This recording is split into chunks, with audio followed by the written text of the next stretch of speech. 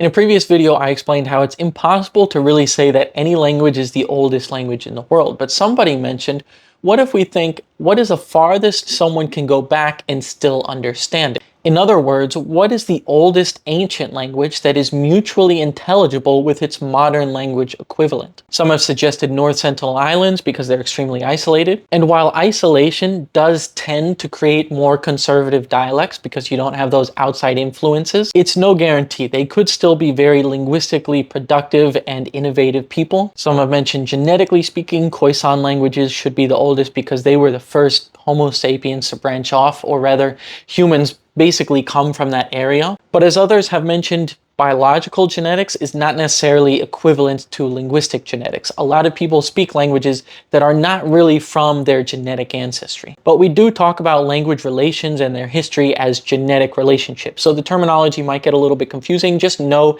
if you're talking about biology or linguistics. And there are a lot of cases where things branch off early and they retain a lot of archaic features. For example, I made a video about the Sarkese language on the Isle of Sark, whose language branched off from Old French and retains features of Old French that modern French doesn't. But again, that's no guarantee. Maybe that branched off because it was different, because it innovated. For example, there are probably some features of Old French that still exist in modern French that don't in Sarkese. And while it'd be really cool to know the answer to this question, it's still pretty much impossible to know because most languages throughout most of history were never written down. We don't have any records of them. We can know a bit, especially with languages that have lots of records and have been studied a lot. For example, Dutch is a very conservative West Germanic language. Icelandic is a very conservative Germanic language overall. There's some branches of X family that are more conservative than others. We know some things related to this, but to say the absolute number one, most conservative, most similar to its ancient counterpart in the world